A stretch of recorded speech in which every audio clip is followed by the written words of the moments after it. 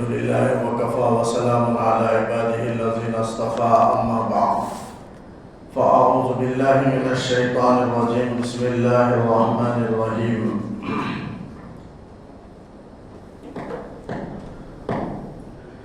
فانطلقا حتى إذا ركبا في السفينة خرقها قال أخرقتها لتغرق أهلها لقد جئت شيئا إمرا۔ سورہ کہف کے 10ویں رکوع کی آیت ہے۔ اس رکوع میں حضرت موسیٰ علیہ السلام اور حضرت خضر علیہ السلام ان دونوں کے سفر کے واقعے کو اللہ تعالیٰ نے بیان فرمایا۔ کل بات آئی تھی کہ حضرت موسیٰ علیہ السلام حضرت خضر علیہ السلام تک پہنچے۔ بعض روایتوں میں آتا ہے کہ چادر اوڑھے ہوئے تھے، بعض روایتوں میں آتا ہے نماز کی حالت میں تھے، اور جس جگہ ان کی عادت، ان کی خصوصیت تھی کہ جس جگہ وہ کھڑے ہو کر نماز پڑھتے اس کے اطراف میں سرسبز و شاداب ہو جاتی تھی زمین، ہریالیاں سبزیاں اگ جاتی تھیں، اس لیے ان کا نام خضر پڑ گیا۔ جیسے قرآن میں بھی ہے کہ خضرا نخرج منہ حبا متراکبا، تو خضر بھی کہہ سکتے ہیں یا خضر جو مشہور ہے وہ بھی کہا جا سکتا ہے۔ فانطلقا، بس حضرت موسیٰ علیہ السلام نے اجازت چاہی حضرت خضر سے ساتھ رہنے کی، تو حضرت خضر علیہ السلام نے اجازت دے دی، تو حضرت موسیٰ علیہ السلام ساتھ ہو گئے، اس شرط پر کہ کوئی سوال نہیں کرنا، کچھ بھی نہیں پوچھنا۔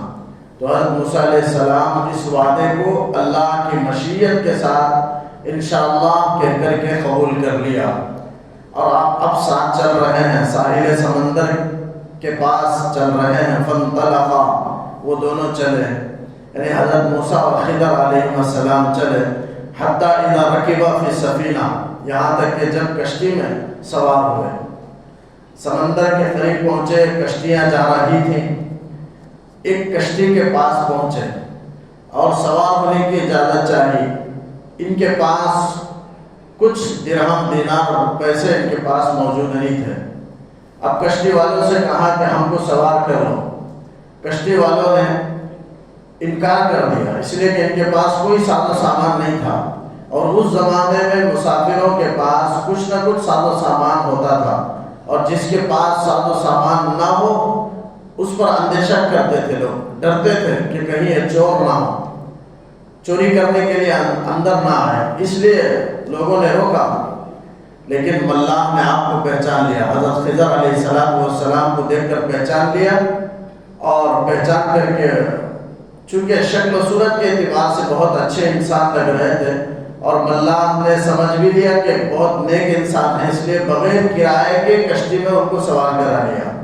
تو حضرت موسیٰ اور حضرت خضر دونوں بغیر کسی کرائے کی کشتی میں سوار ہو گئے، اور وہ کشتی اس کے بعد چلنے لگی۔ ابھی کشتی کے قریب تھے، کشتی پر سوار ہوئے، اتنے میں چڑیا آئی، آ کر کشتی کے کنارے پر بیٹھی اور سمندر میں اپنی چونچ ڈال کر کے پانی نکالنے لگی چڑیا۔ تو حضرت خضر علیہ السلام نے موسیٰ علیہ السلام سے کہا کہ اے موسیٰ، میرے اور تمہارے علم کی مثال اس چڑیا کے چونچ میں جو پانی ہے اس طرح ہے، اور اللہ کے علم کی مثال سمندر ہے۔ جیسے سمندر کا پانی کہ بحر بیکرا میں اتنا چونچ کا ایک خطرہ اٹھانے کی وجہ سے سمندر میں اس کے پانی میں کمی نہیں آئی، اسی طریقے سے اللہ کے علم میں تمہارے اور میرے اندر علم آ جانے کے بعد کہ اللہ کے علم میں کوئی کمی نہیں آئے گی۔ جس طرح سمندر میں ایک قطرہ پانی سے کمی نہیں، اسی طرح اللہ کے علم میں بھی کمی نہیں۔ تو اللہ کے علم کی مثال ایک بحر بیکرا کی طرح ہے، اس وسیع سمندر کی طرح، اور اس چونچ میں ایک قطرہ پانی کا آنا یہ تمہارے اور میرے علم کی مثال ہے کہ اللہ کے علم کے مقابلے میں میرا اور تمہارا علم اتنا ہی ہے جتنا اس پرندے کے چونچ میں پانی۔ بہرحال حضرت موسیٰ کو حضرت خضر نے بتایا، پھر سوار ہو گئے، سوار ہو کر کشتی چلنے لگی، حتی اذا رکبا فی السفینہ، کشتی میں جب سوار ہو گئے تو خرقا، کشتی چل رہی تھی، درمیان میں پہنچی، کچھ سمندر میں بیچ میں پہنچنے کے بعد حضرت خضر علیہ السلام نے کشتی کو پھاڑ دیا، توڑ دیا۔ روایتوں میں آتا ہے حدیث میں کہ کلہاڑا ایک رکھے ہوئے تھے، اس کلہاڑی کے ذریعے سے، کلہاڑا کے ذریعے سے کشتی کے نیچے کے حصے کو مار کر کے اس کے 2 تختے نکال لیے۔ انہوں نے اسے پھاڑ دیا، سوراخ کر دیا، توڑ دیا۔ اور پھر ان کا ایک معجزہ تھا، اگر نبی ہو تو، اگر نبی ہو نہ ہو، ولی ہو، تو ان کی ایک کرامت تھی کہ پانی اندر نہیں آیا توڑنے کے باوجود۔ بعض نے لکھا ہے، بعض روایتوں سے معلوم ہوتا ہے کہ تختہ کی جگہ انہوں نے شیشہ رکھ دیا، جس کی وجہ سے پانی اندر نہیں آیا اور کشتی غرق نہیں ہوئی۔ اور قرآن میں ایسا معلوم بھی نہیں ہوتا کہ وہ کشتی غرق ہوئی، لہذا کشتی صحیح سالم چل رہی تھی۔ تو اس تختے کی جگہ میں شیشہ لگا دیا، ایک روایت میں وہ بھی آتا ہے۔ بعض روایتوں میں آتا ہے کہ کچھ نہیں تھا بلکہ پھاڑ دیا، اور ان کا ایک معجزہ، ان کی کرامت تھی کہ پانی اندر نہیں آیا اور کشتی چل رہی تھی۔ اب یہ خضر علیہ السلام نے کیوں توڑا؟ اسے عیبدار بنا دیا، توڑ دیا۔ خالا حضرت موسیٰ علیہ السلام نے کہا کہ اخرقتها، آپ نے تو کشتی توڑ دیا، لتغرق اہلها، تاکہ غرق کر دیا جائے کشتی والوں کو، یعنی آپ کشتی والوں کو ہلاک کرنا چاہتے ہیں، غرق کرنا چاہتے ہیں، ڈبانا چاہتے ہیں۔ آپ نے کیوں کشتی کو پھاڑ دیا، توڑ دیا؟ یہ حضرت موسیٰ علیہ السلام نے اعتراض کر لیا۔ ابھی وعدہ کیے تھے کہ اعتراض نہیں کروں گا، میں کچھ بھی سوال نہیں کروں گا، فلا تسألنی عن شیء، یہ وعدہ تھا، لیکن ان سے بھول ہو گئی، سہو نسیان ہو گیا، جس کی وجہ سے وہ پوچھ لیے خضر علیہ السلام سے، اور ان کی طبیعت گوارا بھی نہیں کری، وہ جبکہ نبی ہیں، اور نبی کوئی امر منکر دیکھ کر خاموش رہ جائے، یہ نبی کے شان کے خلاف ہے اور فرض منصبی کے خلاف ہے۔ لہذا کوئی بھی عالم ہو، کوئی بھی متبع سنت و متبع شریعت ہو، دیندار انسان ہو، کوئی بھی واعظ ہو، خطیب ہو، ناصح ہو، اس کے لیے بات داعی ہو، مناسب نہیں ہے کہ کوئی امر منکر برائی ہوتا ہوا دیکھے اور خاموش رہ جائے، یہ مناسب نہیں ہے، بلکہ اس برائی کو روکنا چاہیے، حتی الامکان اپنی استطاعت کے مطابق برائی کو روکے۔ اگر برائی کو نہیں روکے گا تو پھر وہ اللہ تعالیٰ کے عذاب کو، اللہ کے غضب کو دعوت دینے والا ہوگا، وہ برائی دعوت دینے والی ہوگی۔ تو اس لیے حتی الامکان برائی کے رواج کو اس پاک اللہ کی زمین سے ختم کرے اور اللہ تعالیٰ کے احکامات کو، نیکیوں کو رواج دے۔ اسی لیے اللہ نے انسان کو خلیفہ بنا کر کے بھیجا کہ زمین میں برائیوں کو ختم کرے، نیکیوں کا رواج دے۔ تو جہاں کہیں بھی امر منکر ہو، اسے برائی ہو، اسے روکنا چاہیے اپنی استطاعت کے مطابق۔ اگر ہاتھ سے نہیں روک سکتا تو کم از کم زبردستی ہاتھ روک کر، اسے پکڑ کر نہیں روک سکتا تو زبان سے تو بول سکتا ہے، تو کم از کم زبان سے بولے، کم از کم دل سے برا جانے۔ بہرحال کوئی نہ کوئی درجے سے اسے روکنا چاہیے امر منکر کو۔ تو یہاں پیغمبر ہیں، حضرت موسیٰ علیہ السلام ہیں، وہ اپنی شریعت کے خلاف، چونکہ یہ شریعت کے بھی خلاف کام ہے اور اخلاق کے بھی خلاف ہے یہ کام، اس طرح جو بغیر کشتی کے ہم کو سوار کر لیے، مزید احسان کرنے کے بجائے ان پر ان کے تختے کو پھاڑ دیا، توڑ دیا۔ تو کہا کہ لقد جئت شیئا امرا، آپ نے ایک نامناسب حرکت کی ہے۔ حضرت موسیٰ علیہ السلام نے حضرت خضر علیہ السلام سے کہا کہ تم نے ایک بہت ہی نامناسب حرکت کی، لقد جئت شیئا امرا۔ قال الم اقل، تو حضرت خضر علیہ السلام نے کہا الم اقل، کیا میں نہیں کہا تھا کہ انک لن تستطیع معی صبرا، کہ تم میرے ساتھ صبر ہرگز نہیں کر سکتے، میرے ساتھ رہ کر صبر نہیں کر سکتے۔ ابھی میں نے آپ سے وعدہ لیا تھا کہ آپ کچھ سوال نہیں کرنا، لیکن آپ نے سوال کر لیا، آپ میرے ساتھ رہ نہیں سکتے، صبر نہیں کر سکتے، اس لیے کہ آپ کو شریعت کے احکامات پر عمل کا حکم دیا گیا، مجھے تکوینی خدمات پر مجھے مامور کیا گیا ہے۔ یہ تکوینی جو ہے، تکوینی معمورات، جتنے بھی تکوینی طور پر کام ہیں وہ سب اللہ تعالیٰ فرشتوں کے سپرد کرتے ہیں، فرشتوں کے حوالے ہیں وہ کام، لیکن اللہ تعالیٰ بعض لوگوں کو اپنے انبیاء میں سے وہ تکوینی خدمات بھی ان کو اللہ تعالیٰ نے سونپا ہے۔ اس میں سے حضرت خضر علیہ السلام بھی ہے کہ ان کو کچھ تکوینی کام پہ اللہ نے عطا فرمائے تھے، اس تکوینی کام کو وہ انجام دے رہے تھے. اسی میں سے یہ ہے کشتی کا پھاڑنا، یہ اللہ کی طرف سے، انہوں نے اپنی طرف سے نہیں کہا، نہیں کیا وہ کام. آخر میں رکوع کے آخر میں اس کا تذکرہ کرتے ہیں کہ جو کام میں نے کیا میں اپنی طرف سے نہیں کیا. وما فعلته عن امری، میرے اختیار سے، اپنی جانب سے، اپنی طرف سے میں نے یہ کام نہیں کیا، بلکہ اللہ کی وحی سے، اللہ کے القاء سے، جو اللہ تعالیٰ کی طرف سے مجھے ہوا اس کی جانب سے میں نے کیا. قال لا تؤاخذني بما نسيت ولا ترهقني من امري عسرا. تو حضرت موسیٰ علیہ السلام نے کہا کہ جو مجھے بھول ہو گیا، بما نسیت، جو میں بھول گیا ہوں، سہو ہو گیا مجھ سے، اس پر آپ مؤاخذہ نہ کیجیے. ولا ترهقني من امري عسرا، اور میرے معاملے میں تنگی کو نہ بنائیے، یعنی سختی کا معاملہ، کلفت کا معاملہ میرے ساتھ نہ کیجیے. یعنی مطلب ہے کہ آسانی کا، سہولت کا، یسر کا معاملہ فرمائیں، معافی کا، درگزر کا میرے ساتھ معاملہ فرمائیں. اگر آپ اس سختی سے پیش آئیں گے، میرے سہو اور نسیان کو بھی آپ معاف نہیں کریں گے اور سختی کے ساتھ معاملہ کریں گے، تو پھر آپ کے ساتھ میرا رہنا مشکل ہو جائے گا. لہذا میں آپ کے ساتھ رہنے کے لیے آیا ہوں، ایک بار آپ میرے سہو کو، نسیان کو معاف کر دیں. تو یہاں حضرت موسیٰ علیہ السلام نے سہو اور نسیان کا عذر ان سے کر لیا پہلے سوال میں، کہ مجھے سہو ہو گیا، بھول ہو گیا، بھول کر میں نے اعتراض کر لیا، بھول کر تم سے سوال کر لیا، ایک مرتبہ مجھے معاف کر دیں. فانطلقا، حضرت خضر نے معاف کر دیا، چھوڑ دیا، پھر آگے چلے. فانطلقا، حضرت موسیٰ اور خضر دونوں آگے چلے. اور ہو سکتے ہیں یوشع بن نون بھی ساتھ ہوں، چونکہ یہ دونوں ہی اصل ہے، اس لیے قرآن دونوں کا تذکرہ کرتا ہے. اور چونکہ یوشع وہ تابع تھے، اس لیے قرآن ان کا ذکر نہیں کرتا ہے. اصل کے ذکر کر دینے سے تابع کا بھی ذکر آ جاتا ہے، اس لیے قرآن اسے علیحدہ ذکر نہیں کرتا. اور یوشع بن نون بھی ہو سکتے ہو، ساتھ ہو سکتے ہیں. تو فانطلقا، یہ دونوں ساتھ چلے.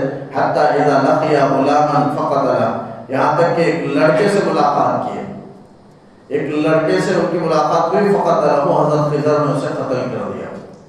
ایک لڑکا کشتی سے باہر نکلنے کے بعد، سمندر سے، کشتی سے نکل آئے اور ایک جگہ کی طرف جا رہے تھے، تو راستے میں دیکھا چند بچے کھیل رہے تھے. اس میں ایک بچہ جو ابھی بالغ نہیں ہوا تھا، بلوغت کے قریب تھا، غلام کہتے ہیں نابالغ لڑکے کو، یعنی ابھی بالغ نہیں تھا لیکن بلوغ کے قریب تھا. وہ بچہ کھیل رہا تھا اور چھوٹے بچوں کے ساتھ، اور وہ چہرے کے اعتبار سے بہت ہی حسین اور خوبصورت تھا. حضرت موسیٰ علیہ السلام، حضرت خضر جائے، اس بچے کو پکڑا اور اسے قتل کر دیا. قتل کرنے کی 3 صورتیں روایتوں میں، حدیث کی کتابوں میں آتا ہے کہ بعض نے کہا کہ ہاتھ کے ذریعے سے رکھ کر انہوں نے سر کو جدا کر دیا بدن سے کھینچ کر. بعض روایتوں میں آتا ہے کہ حضرت خضر علیہ السلام نے اسے لٹا کر کے چھری سے ذبح کر دیا، سر اور بدن کو الگ کر دیا. بعض روایتوں میں آتا ہے کہ سر کو پکڑ کر دیوار سے ٹکرائے، جس کی وجہ سے وہ مر گیا. یہ حضرت اللہ تعالیٰ کی طرف سے حکم ملا، القاء ہوا حضرت خضر علیہ السلام کو. وہ کیوں ہوا آگے اس کا ذکر دوسرے صفحے میں آتا ہے کہ بچے کو کیوں قتل کی، یہ 3 کام کیوں ہوا، حضرت خضر کیوں کیے، یہ بول کر کے حضرت موسیٰ کو رخصت کر رہے ہیں حضرت خضر علیہ السلام کہ تم میرے ساتھ برداشت نہیں کر سکتے، صبر نہیں کر سکتے، لہذا جدا ہو جاؤ. 3 موقع تک برداشت کیے. تو ایک موقع تو وہ تھا جو کشتی توڑنے کا تھا، دوسرا موقع وہ ہے جو لڑکے کو قتل کرنے کا ہے کہ اذا لقیا غلاما، ایک لڑکے کو سے دونوں کی ملاقات ہوئی. فقتلہ، حضرت خضر علیہ السلام نے اس لڑکے کو قتل کر دیا. قال، حضرت موسیٰ نے کہا، قتلت نفسا زکیۃ بغیر نفس، آپ نے تو ایک پاکیزہ نفس کو، معصوم جان کو آپ نے قتل کر دیا، معصوم بچے کو آپ نے قتل کر دیا. زکیہ کہتے ہیں پاک کو، یعنی معصوم، گناہوں سے پاک ہے، وہ ابھی بالغ بھی نہیں ہوا. اور حدیث میں بھی آتا ہے بچہ بالغ ہونے کے عمر سے پہلے کوئی بھی غلطی کرے اس پر مواخذہ بھی نہیں کیا جاتا اور اس کے نامہ عمل میں گناہ بھی نہیں لکھا جاتا ہے، وہ معاف ہے. کوئی نیک عمل کرتا ہے تو وہ فرض اور واجب اس کے ذمہ نہیں ہے، وہ تو نفل میں شمار ہوگا، اور والدین کو بھی اس کا اجر ملے گا، تربیت کا، اسے نیک دیندار بنانے کا والدین کو بھی اجر ملے گا، اور بچے کے نام عمل میں بھی نفل کا ثواب لکھا جائے گا. چونکہ فرض ابھی واجب نہیں ہوا اس کے اوپر اور واجب بھی نہیں ہوا، کرتا ہے تو. لیکن کوئی برائی کرتا ہے تو نام عمل میں برائی نہیں لکھی جاتی اور مواخذہ بھی نہیں کیا جاتا، بچے سے وہ معاف ہے جب تک بالغ نہ ہو. بالغ بلوغت کی عمر 15 سال ہے. کوئی علامت ہے مونچھ وغیرہ نکل آ جانا یہ بھی بلوغت کی نشانی ہے. بلوغت کے لیے کوئی آدمی مختلف ہو اختلاف ناپاک ہو یہ کوئی ضروری نہیں. اگر مونچھ بھی نکل آئے تو بالغ 15 سال ہو جائے اور مونچھ نکل آئے تو اسے بالغ شمار کیا جائے گا. یا کوئی علامت نہ ہو تو کم از کم 15 سال ہو جائے تو وہ بلوغت کے حد میں داخل ہو گیا اسے بالغ شمار کیا جائے گا. تو جس کی عمر 15 سال وہ بھی قمری اعتبار سے چاند کے اعتبار سے عمر 15 سال ہو جائے تو اسے شریعت کے نظر میں بالغ سمجھا جائے گا. اب وہ تمام شریعت کے احکامات کا مکلف ہے یعنی اسے احکامات کی تکلیف دی گئی ہے. نماز کی، روزے کی، زکوٰۃ کی، حج کی، سارے احکام کی شریعت کے تمام اعمال و افعال کا وہ مکلف ہے اسے تکلیف دی گئی ہے. اور اس سے پہلے وہ مکلف نہیں ہے یعنی نابالغ بچہ وہ مکلف نہیں اسے تکلیف نہیں دے گی معاف ہے. تو فرمایا قتلت نفسا زکیہ تم نے ایک پاک نفس کو قتل کر دیا بغیر نفس بغیر کسی قتل کے یعنی بغیر کسی جرم کے گناہ کے. وہ بچے نے کسی کو قتل بھی نہیں کیا. اگر قتل کرتا تب بھی مسئلہ شریعت میں ہماری شریعت میں مسئلہ یہ ہے کہ بچہ اگر کسی کو قتل کر دے تو بدلے میں بچے کو قتل نہیں کیا جائے گا. بڑا اگر کسی کو قتل کرے بالغ آدمی تو بدلے میں اسے قتل کر دیا جائے گا. قصاص کہتے ہیں اسے یعنی بدلے میں برابری میں اس کو قتل کر دیا جائے گا. لیکن اگر بچہ اگر کسی کو قتل کر دے کسی وجہ سے تو بدلے میں اسے قتل نہیں کیا جائے گا. اور یہاں تو ایسا ہے کہ کسی کو قتل بھی نہیں کیا بچہ تو معصوم تک کھیل رہا تھا اور حضرت خضر علیہ السلام نے جا کر کے اسے قتل کر دیا. لقد جئت شیئا نکرا آپ نے امر منکر لے آئے ایک بہت برا کام آپ نے کیا ہے. حضرت موسیٰ علیہ السلام نے اس طرح اعتراض کیا حضرت خضر علیہ السلام سے. تو پھر خضر نے فرمایا یہ 16 پارہ ہے قال الم اقل لک. تو حضرت خضر نے فرمایا اقل لک کیا میں الم اقل لک کیا میں آپ سے پہلے نہیں کہا تھا کہ انک لن تستطیع معی صبرا آپ میرے ساتھ صبر ہرگز نہیں کر سکتے میرے ساتھ رہ نہیں سکتے آپ تھوڑی دیر خاموش چل نہیں سکتے کچھ دیر. بہرحال 2 موقع ہوا. اس موقع پر سہو کا انہوں نے عذر نہیں کیا. سہو ایک ہی مرتبہ ہوگا بار بار اگر سہو ہو تو پھر کون برداشت کرے گا. تو یہاں انہوں نے سہو کا اور نسیان کا عذر انہوں نے نہیں کیا بلکہ کہا کہ قال ان سألتک عن شیء بعدها. حضرت موسیٰ علیہ السلام نے کہا کہ اگر میں اس کے بعد پوچھوں کسی چیز کے بارے میں کچھ عن شیء کچھ بعدها اس کے بعد اگر میں سوال کروں گا تو فلا تصاحبنی آئندہ آپ مجھے ساتھ نہ رکھیے. اب ایک مرتبہ میں ساتھ رہ جاتا ہوں اب اگر اس کے بعد تیسری مرتبہ اگر میں پوچھوں گا تو آپ مجھے ساتھ نہ رکھیں. یعنی صاف صاف کہہ دیا کوئی نسیان سہو کا عذر نہیں کیے. پہلی مرتبہ سہو ہو گیا نسیان ہو گیا اس کا تذکرہ کر دیے. دوسری مرتبہ عمدن انہوں نے سوال کیا تو حضرت خضر نے جب جدا کرنا چاہا تو حضرت موسیٰ علیہ السلام کہنے لگے کہ نہیں میں آپ کے ساتھ رہنا چاہتا ہوں اب اس کے بعد کچھ بھی نہیں پوچھوں گا. 2 مرتبہ پوچھ لیا ہوں تیسری مرتبہ نہیں پوچھوں گا. اگر پوچھا تو آپ اس وقت مجھے جدا کر دیں. فلا تصاحبنی آپ ساتھ مت رکھیے. قد بلغت من لدن عذرا میری جانب سے آپ عذر قبول کرنے میں حد کو انتہا کو آپ پہنچ چکے ہیں لہذا بہت عذر ہو چکا ہے اب ایک مرتبہ آپ معاف کر دیں. تو فانطلقا پھر اس کے بعد وہ دونوں چلے حضرت موسیٰ اور خضر علیہ السلام دونوں چلے حتی اذا اتیا اہل قریۃ یہاں تک کہ قریہ والوں کے پاس آئے. اب یہ قریہ والوں سے کون قریہ والے مراد ہیں مختلف اقوال ہے. بعض نے کہا انطاکیہ ہے بعض نے کہا ایکا ہے بعض نے کہا اندلس کا ایک شہر ہے وہ مراد ہے اہل قریہ سے. تو میرا اکثر مفسرین نے انطاکیہ مراد لیا ہے جیسے سورہ یاسین میں بھی وجاء رجل من اقصى المدینہ رجل یسعی دوڑتا ہوا ایک شخص آیا وہ بھی شہر انطاکیہ ہی کا واقعہ ہے. تو یہ بھی ایک شہر انطاکیہ کا واقعہ ہے کہ انطاکیہ والوں کے پاس آئے حضرت موسیٰ اور خضر. وہ دوسرا معاملہ ہو گیا. اب وہاں سے نکلے آئے ایک بستی والوں کے پاس اہل قریہ کے پاس آئے. استطعما اہلہا وہاں بستی والوں سے کھانا طلب کیے دونوں چونکہ بھوک لگی ہوئی تھی اور اس بستی میں یہ رواج تھا ایسے ہی کھانا نہیں مانگے. کھانا مانگنا ذلت ہے اور یہ تو نبی ہے ہرگز مانگ نہیں سکتے لیکن اس لیے مانگے ہیں کہ وہ مانگنے کا رواج تھا. کوئی باہر سے آتا چونکہ اس زمانے میں ہوٹلوں کا رواج نہیں تھا گھروں میں مہمان بھی آتے ہیں تو گھر میں جا کر لوگوں سے کہتے ہیں کہ ہم فلاں شہر سے آئے ہوئے ہیں مہمان اس بستی میں لہذا بستی والوں کی ذمہ داری ہوتی کہ وہ مہمانوں کی مہمان نوازی کریں، میزبانی کریں، یہ ان کے ذمہ ضروری تھی، یہ رواج تھا۔ تو اس رواج کے مطابق حضرت موسیٰ اور خضر علیہ السلام وہ بستی میں آئے، تاکہ ہم آئے آ کر استطعما اہلہا، وہاں بستی والوں سے کھانا طلب کیے کہ میزبانی کے طور پر، مہمانی کے طور پر آپ کھانا کھلائیں۔ تو فَأَبَوْا أَن يُضَيِّفُوهُمَا، اب وہ بستی والے انکار کر دیے مہمان نوازی کرنے سے۔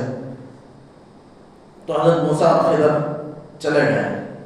جاتے ہوئے اس بستی میں ایک دیوار کو دیکھا کہ دیوار گرنے کے قریب تھی، اور لوگ بھی جاتے ہوئے خوف محسوس کر رہے تھے۔ بعض روایتوں میں آتا ہے دیوار 100 زرہ تھی، 100 ہاتھ، اتنا اونچا دیوار تھا، اور وہ کچھ دیوار نیچے طرف جھک گئی تھی۔ لوگ ڈر بھی، خوف بھی محسوس کر رہے تھے کہ کہیں دیوار گر نہ جائیں، لوگ دور ہو کر جاتے تھے۔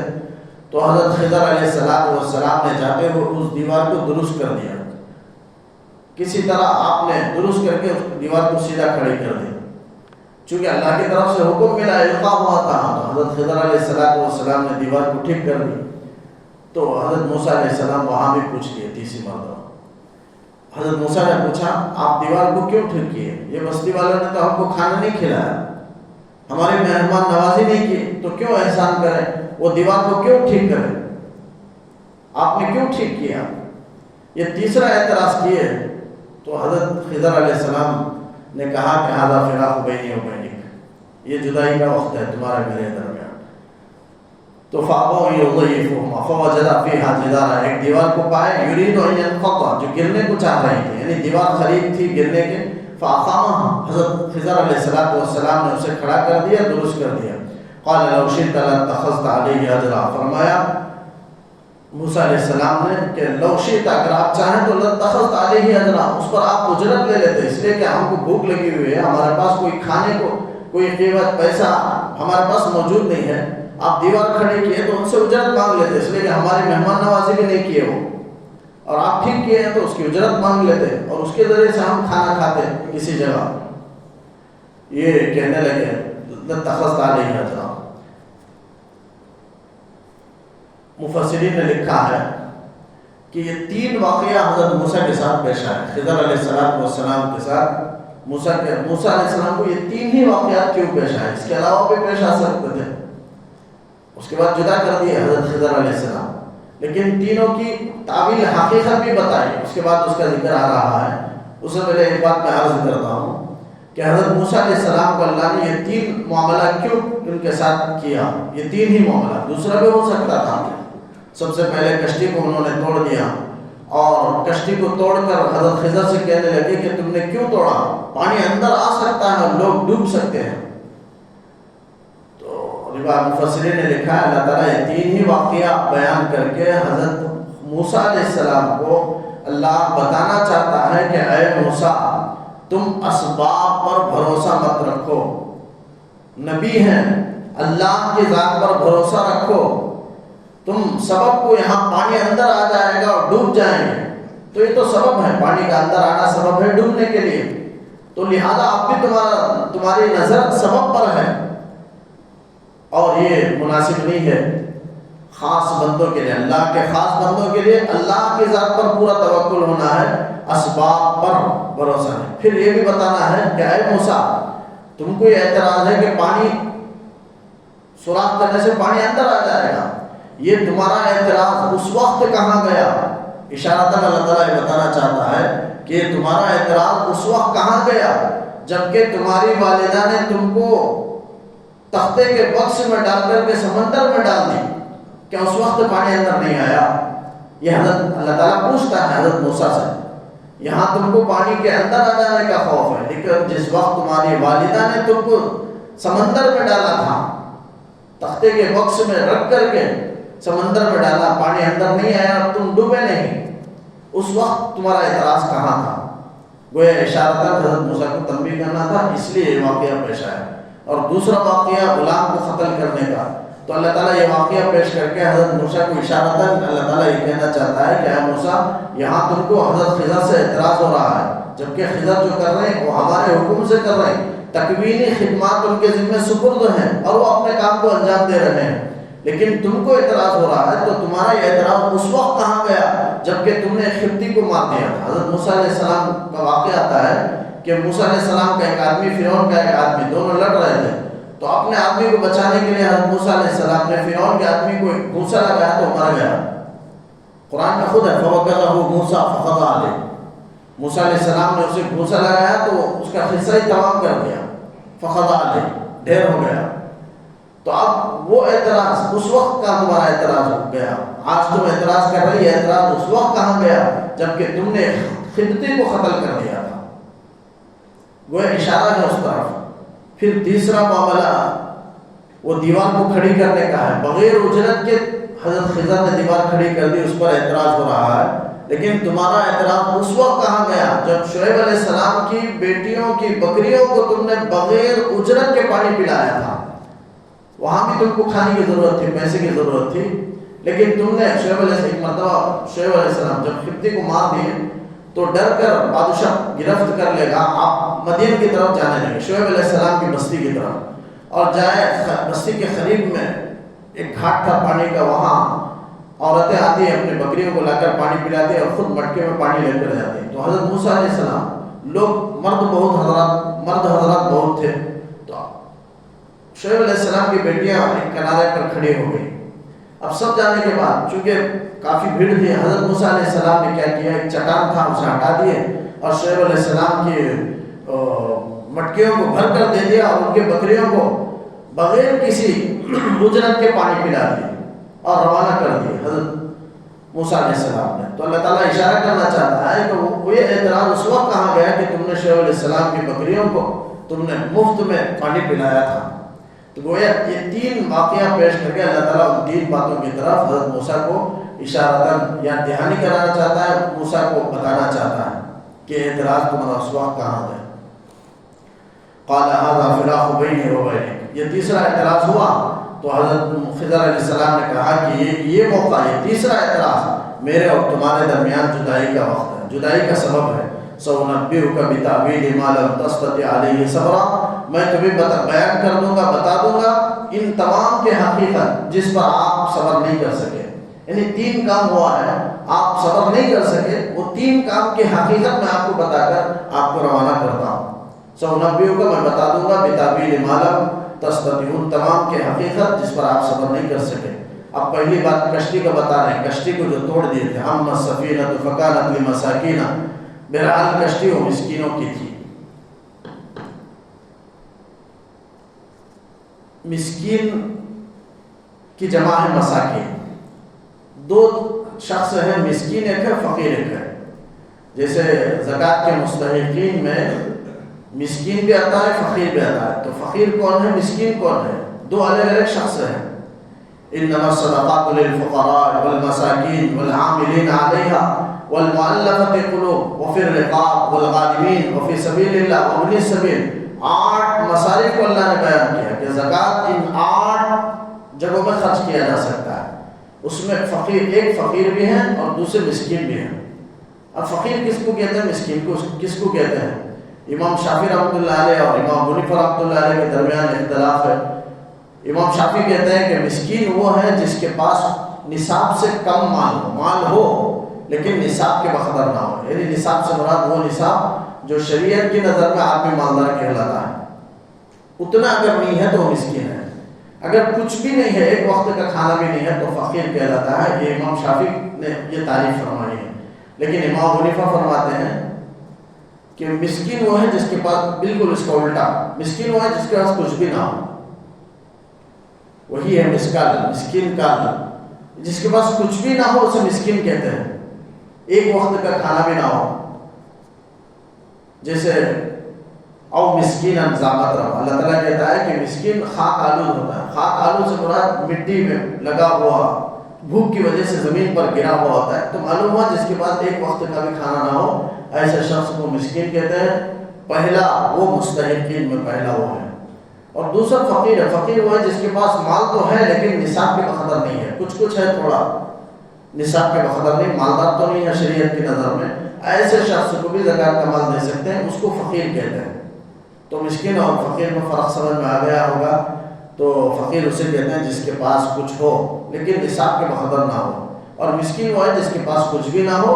یہ دونوں شخصوں کو زکوٰۃ کا مال دیا جا سکتا ہے۔ تو یہ یہاں فرمایا یہ کشتی مسکینوں کی تھی۔ اب معلوم ہوتا ہے کہ مسکین اسے کہتے ہیں جس کے پاس کچھ ہو، اس لیے کہ کشتی ان کے پاس موجود ہے۔ تو امام شافعی نے جو فرمایا ان کے مطابق یہ تعریف صحیح ہے۔ تو دیکھا جائے تو امام صاحب نے جو کیا بہت صحیح ہے، اس لیے کہ یہ جو کشتی تھی مسکینوں کی نہیں تھی۔ قرآن کہتا ہے مسکینوں کی ہے، ورنہ یہ دوسرے کے، اس کے مالک دوسرے تھے، لیکن یہ مسکین چلاتے تھے کشتی، کرائے پر لے کر چلاتے تھے دن بھر۔ کل 10 بھائی تھے، اس میں 5 بھائی اپاہج اور معذور تھے، اور 5 بھائی محنت کر کے کل 10 کا کھانے کا انتظام ہوتا تھا۔ تو 5 مل کر کماتے تھے اور 5 معذور تھے، اور 5 جو تھے وہ مسکین تھے، دن بھر وہ سمندر میں محنت کرتے، کرائے پر کشتی چلاتے تھے، اور اس کے ذریعے سے جو مال حاصل ہوتا اس کے ذریعے سے وہ 10 اشخاص کا گزران چلتا تھا۔ تو اس لیے قرآن نے مسکینوں کی کہا، چونکہ دن بھر ان کے پاس کشتی رہتی تھی، ورنہ کشتی کا مالک کچھ اور دوسرا کوئی شخص تھا، تو ان کی کشتی نہیں تھی وہ۔ بہرحال کشتی مسکینوں کی تھی۔ یعملون فی البحر، جو مسکین سمندر میں خوب محنت کر کے کماتے تھے۔ فاردت ان اعیبها، تو حضرت خضر نے کہا کہ موسیٰ علیہ السلام سے کہ میں چاہا کہ اسے عیبدار بنا دوں۔ ان اعیبها، کیوں عیبدار بنا دوں؟ اسی لیے اسے پھاڑ دیا، توڑ دیا، 2 تختہ نکال دیا، اس لیے کہ آگے جاتے ہوئے ایک بستی آتی ہے، وہاں کا ایک شہر ہے، وہاں کا ایک بادشاہ ہے، کافر ہے، ظالم بادشاہ ہے۔ ہر کشتی جو بھی گزرتی اسے رکاتا اور دیکھتا کہ کشتی اگر صحیح سالم ہو تو اسے چھین لیتا، اگر کشتی عیبدار ہو۔ اور اس کا علم صرف ان دونوں کو تھا، وہ مسکینوں کو اس کا علم نہیں تھا۔ حضرت خضر علیہ السلام کو اللہ نے وحی کے ذریعے سے، القاء کے ذریعے سے بتا دیا تھا کہ آپ وہاں وہ کشتی، وہ ظالم بادشاہ روکنے والا ہے اور یہ کشتی چھین لے گا، لہذا آپ اسے عیبدار کر دیں، توڑ دیں، اور اگر کشتی ٹوٹی ہوئی ہو، عیبدار ہو، تو اسے وہ نہیں لیتا تھا، واپس کر دیتا۔ تو اس لیے احسان کے طور پر بغیر کرائے کے انہوں نے سوار کرا لیا تھا، اس لیے حضرت خضر علیہ السلام نے جا کر کے کشتی کو نیچے جانب میں، سمندر کی جانب میں کشتی کو توڑ دیا، اور ان کی ایک کرامت تھی کہ پانی اندر داخل نہیں ہوا۔ انعیبها، فاردت انعیبها، تو میں چاہا کہ اسے عیبدار بناؤں۔ کیوں؟ وَكَانَ وَرَاءَهُ مَلِكٌ، اس لیے کہ اس کے آگے میں ایک بادشاہ، کافر بادشاہ ہے، ظالم، یأخذ، جو لے لیتا تھا، کل سفینۃ، ہر کشتی کو، صحیح سالم کشتی کو، غصبا، غصب کر کے، چھین کر کے لے لیتا تھا، چھین لیتا تھا، غصب کر لیتا تھا۔ تو اللہ نے یہ تکوینی راز، یہ کائنات کا جو راز ہے کہ برا کرنے میں کیا حکمت ہے، اچھا کرنے میں کیا حکمت ہے، یہ سب اللہ جانتا ہے۔ یہ ہے اسرار کونیہ، یہ ہے علم تکوینی، یہ علم اللہ نے حضرت خضر علیہ السلام کو عطا فرمایا تھا، اور ان خدمات پر، تکوینی خدمات پر حضرت خضر کو اللہ نے معمور کر دیا تھا، جس کی وجہ سے وہ کشتی کو اللہ کے حکم سے توڑ دیے تھے۔ تو وہ کشتی بچ گئی، چونکہ مسکینوں کا کھانے کا ذریعہ تھا وہ، اور اسے عیبدار دیکھ کر کے چھوڑ دیا، اور اس طرح وہ ہمیشہ وہ کشتی چلاتے اور ان کا گزران کا ایک ذریعہ تھا۔ اس لیے اللہ نے ان کی حفاظت فرمائی، ان مسکینوں کے مال کی۔ وہ عمل، ایک وجہ، ایک حقیقت یہ ہے، کشتی کو توڑنے کی حقیقت یہ ہے۔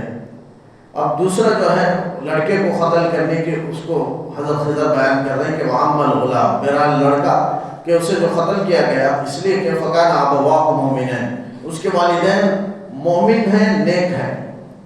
فخشینا ان یرہقہما، ہم، حضرت خضر کہتے ہیں کہ ہم محسوس کیے، ہم ڈرے کہ یرہقہما، کہ یہ بچہ اپنے والدین کو نہ پھنسا دے طغیان اور کفر، سرکشی اور کفر میں، سرکشی اور کفر میں غالب نہ کر دے، نہ پھنسا دے، اس لیے ہم نے بچے کو قتل کر دیا۔ یعنی روایتوں میں آتا ہے، حدیث میں، کہ وہ بچہ فطرت کے اعتبار سے کافر پیدا کیا گیا تھا۔ اب والدین نیک تھے، مومن تھے، اور اللہ کے علم ازل میں یہ بات ہے کہ وہ بچہ اگر قتل نہیں ہوگا، بڑا ہوگا، تو والدین بچے کے دین کو قبول کر لیں گے، یعنی کفر کی راہ اختیار کر لیں گے۔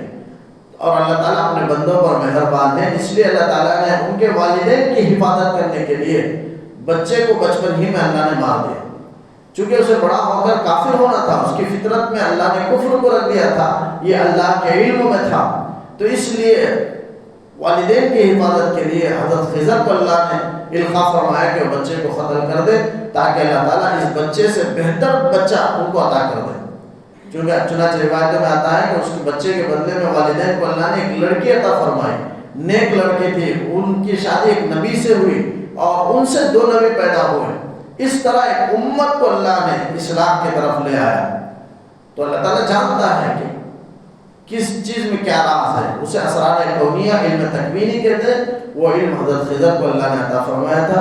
فرمایا فکانا وعمل غلام، لڑکا کہ اس کے والدین دونوں مومن تھے، فخشینا یرهقهما طغیانا وکفرا، تو فاردنا ان یبدلهما، تو ہم نے ارادہ کیا کہ اللہ تعالیٰ اس بچے کو بدل دے دوسرے بچے سے والدین کے لیے، ربهما ہم دونوں کا رب، یعنی اللہ تعالیٰ بدل دے، خیرا منہ زکاتا، اس بچے سے بہتر بچہ صلاح و تقوی میں، ایمانداری میں، واقرب رحما، اور محبت و شفقت میں اس بچے سے بڑھ کر بچہ اللہ تعالیٰ عطا فرمائے۔ یعنی بچے سے محبت ہے لیکن اللہ تعالیٰ اس بچے کو ختم کر کے دوسرا بچہ اللہ ان کو دے جو محبت میں، والدین کی محبت میں اس سے بڑھ کر ہو۔ یہ حضرت خضر نے ارادہ کیا اور اللہ نے ان کے دل میں القاء کیا، یہاں وہ بچے کو حضرت خضر نے مار دیا۔ اس طرح اللہ نے والدین کے ایمان کی حفاظت فرمائی اور اس کے بدل میں بہترین لڑکی اللہ نے عطا فرمائی جو پوری امت کے اصلاح کا ذریعہ بنا۔ وعمل الجدار، یہ 2 معاملہ ہوا۔ تیسرا معاملہ دیوار کھڑی کرنے کا ہے، اسے حضرت خضر بیان کرتے ہیں کہ وعمل الجدار فکان لغلامین یتیمین فی المدینہ، کہ وہ جو دیوار ہے اس دیوار کے نیچے میں 2 یتیم بچوں کا مال دفن تھا، مدفون تھا۔ اب وہ دیوار اگر گر جائے گی تو بستی والے بڑے ناخرط تھے کہ اخلاق نہیں، کہ مہمانوں کی میزبانی، جبکہ حضرت موسیٰ علیہ السلام جیسے جلیل القدر پیغمبر کی انہوں نے قدر نہیں کی اور حضرت خضر علیہ السلام جیسے ولی کی، تو لہذا حضرت خضر نے سوچا، اللہ نے یہ سوچا کہ اس مال کی حفاظت کی جائے جو یتیموں کی ہے اور ان لوگوں کا ہاتھ نہ لگے، تاکہ اگر معلوم ہو جائے دیوار گر جائے تو لوگ سونا چاندی کا ایک بڑا ذخیرہ موجود تھا، اب یہ لے کر چلے جائیں گے، تو اس لیے اللہ نے ان یتیموں کے مال کی حفاظت کے لیے حضرت خضر کے دل میں القاء فرمایا، انہوں نے دیوار کھڑی کر دی۔ وعمل الجدار فکان لغلامین یتیمین، 2 لڑکوں کی جو یتیم تھے، فی المدینہ شہر میں، وکان تحتہ کنز لہما، اور دیوار کے نیچے ان دونوں کا خزانہ تھا، یعنی وہ باپ کی وراثت کے طور پر ان کو ملا تھا، بچوں کو ملنا تھا، یتیم بچوں کو، اور وکان ابوہما صالحا، اور ان کا جو باپ تھا وہ نیک تھا۔ یعنی وجہ اللہ نے یہاں یہ بیان فرمائی کہ 2 یتیم لڑکوں کے مال کو اللہ نے اس لیے حفاظت فرمایا کہ ان کا باپ نیک تھا۔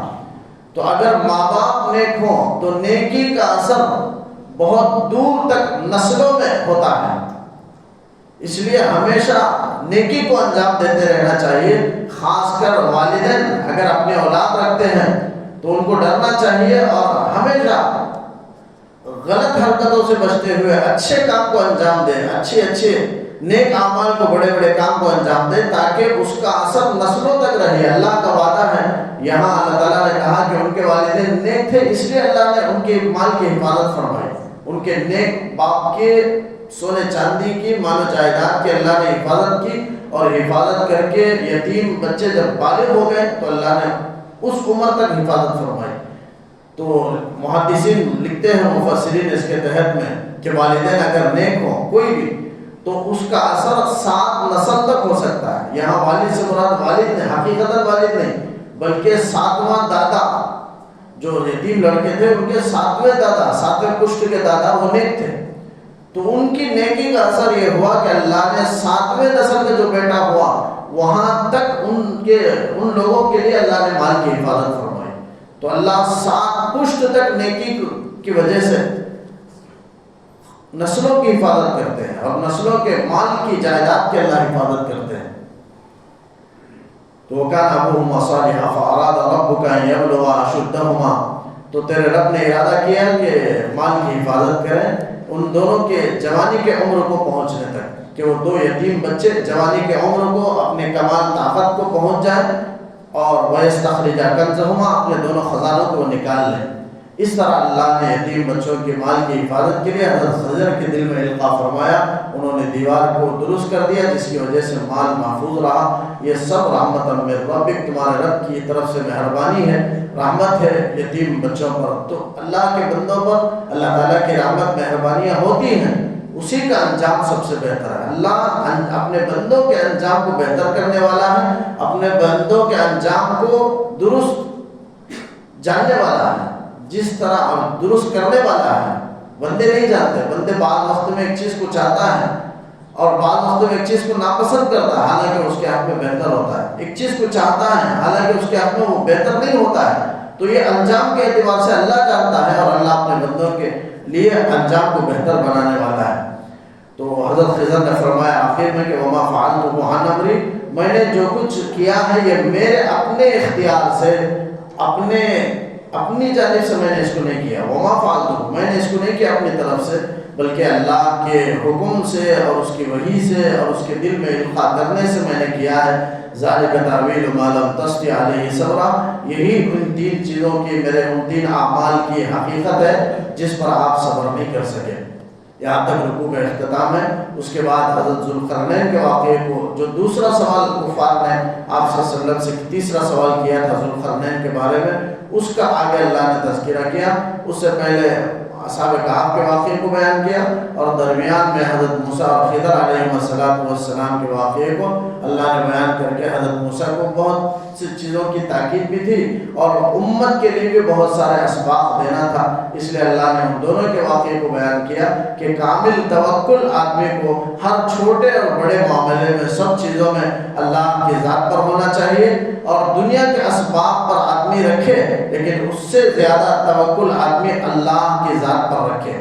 یہ بھی اس واقعے سے اور اس تمام واقعات سے یہ سبق حاصل ہوا، کوئی بھی امر منکر آدمی دیکھے اسے روکنے کی کوشش کرے۔ حدیث میں آتا ہے من رعا منکم منکرا، تم میں سے کوئی بھی برائی کو ہوتا ہوا دیکھے فلیغیرہ بیدہ، اگر ہاتھ سے روکنے کی طاقت ہے تو جا کر ہاتھ سے اسے پکڑ کر کے روک دے۔ فإن لم يستطع، اگر ہاتھ سے روکنے کی استطاعت نہیں ہے تو فبلسانہ، زبان سے بول کر کے، کہ اسے بولے زبان سے تاکہ وہ غلطی سے رک جائے۔ اگر زبان سے بولنے کی بھی ہمت نہیں ہے تو آپ نے فرمایا فبقلبہ، دل سے اسے برا جانے کے، جو کر رہا ہے بری حرکت کر رہا ہے۔ وذالک اضعف الایمان، یہ ایمان کا تیسرا درجہ ہے اور کمزور ترین درجہ ہے۔ پہلا درجہ یہ ہے کہ ہاتھ سے روکے، دوسرا درجہ یہ ہے زبان سے روکے، اور سب سے کم تر ادنا اور سب سے کم درجہ یہ ہے کہ دل سے تو برا جائے۔ اگر یہ بھی نہیں جانتا ہے تو ایمان کسی درجے میں ہونے کا شبہ ہے۔ لہذا ایمان کا کم تر درجہ ہے کہ دل میں برا جانا ہے۔ برائی کو برا تو سمجھے، لیکن برائی کو برائی بھی نہیں سمجھتا ہے تو اتنا اس کے نزدیک برائی مزین ہو گئی ہے کہ برائی کو برائی نہیں سمجھ رہا ہے۔ یہ بھی یہ بہت بڑی بدبختی کی نشانی ہے۔ اللہ تعالیٰ سب کی حفاظت فرمائے، یقینا کامل نصیب فرمائے۔